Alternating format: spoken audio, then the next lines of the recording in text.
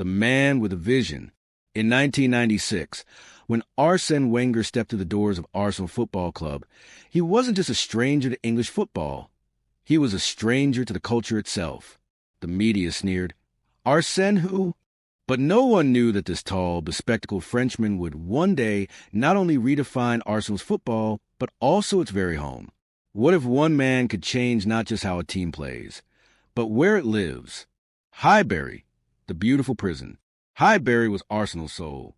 Its Art Deco stands, its marble halls. It was more than a stadium, it was a shrine. Fans loved it, players cherished it. But by the late 1990s, as Wenger's Arsenal began to dominate English football, the truth became clear. Highbury was too small for Arsenal's growing ambition. Capacity, just 38,000 seats.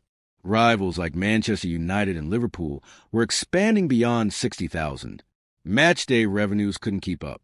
Former Arsenal director David Dine would later admit, Highbury was magnificent, but it was holding us back. To compete with the best, we had to think bigger. And Wenger? He saw it immediately. He once said, "You cannot convince players to stay if you cannot convince them that the club can grow."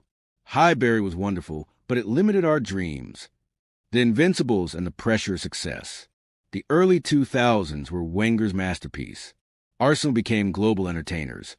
Football with poetry in motion. Henry, Bergkamp, Vieira, Pires, the Invincibles. 49 games unbeaten. Arsenal had the football, the glory, the eyes of the world. But success brought new problems. Bigger wages, bigger demands, bigger rivals. Highbury simply couldn't generate the money to match Arsenal's ambition.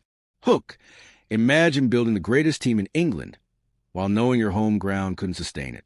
Wenger told the board, "If we want Arsenal to stand shoulder to shoulder with Real Madrid, with Manchester United, with the very best, we need a stadium that holds our future." The birth of a dream, the Emirates project. By 1999, plans were set in motion.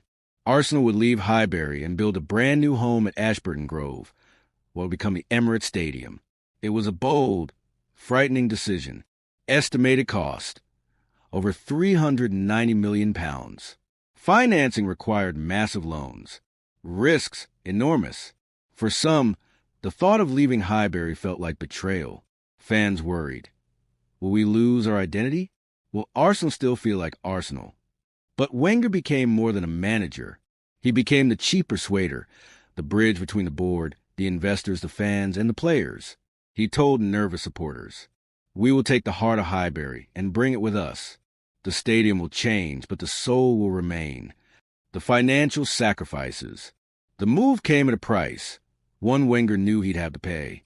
To finance the new stadium, Arsenal tightened its budget, while Chelsea, newly rich under Roman Abramovich, were splashing millions.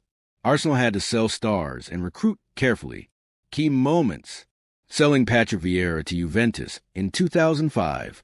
Later losing Henry, Adebayor, Nasri, Fabregas, Van Persie. Wenger relied on youth and bargain signings. Critics pounced. They said Wenger was stubborn, unwilling to spend. But behind the scenes, he was carrying Arsenal's future on his back. How do you compete with billionaires when every penny you save is going into bricks and steel? Wenger himself admitted, "It was like running a marathon with a stone in your shoe. But I believed in the finish line. I believed the pain would be worth it." The transition years. From 2006 to the mid-2010s, Arsenal entered a difficult phase. The Emirates was magnificent. 60,000 seats, state-of-the-art facilities, and a new era of possibility. But the fans grew restless. Trophies dried up. Rivals mocked Arsenal for celebrating top four. Still, Wenger shielded the club. While managers at Chelsea and City had war chests, Wenger had balance sheets. Former Arsenal chairman Peter Hillwood once said, "Without Arsène, this move would not have been possible. He accepted limitations no other manager of his caliber would have accepted. He was a perfect guardian." The Emirates opens. July 22, 2006. The Emirates Stadium officially opened. Dennis Bergkamp's testimonial was the first match played there. Fans walked into the future. a modern coliseum built for greatness. The roar of 60,000 voices filled the air. The marble halls of Highbury had given way to shining steel and glass. Wenger said on that day, "Highbury was our home, but the Emirates will be our destiny." Legacy, Wenger's greatest victory.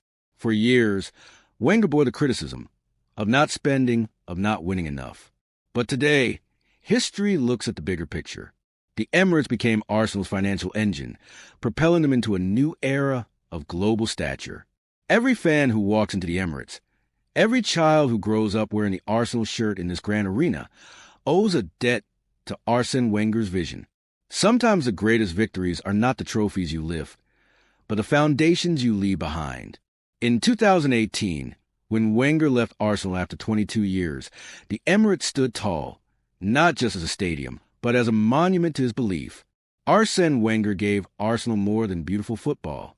He gave them a home for the future. Highbury gave Arsenal its soul. Wenger gave Arsenal its wings.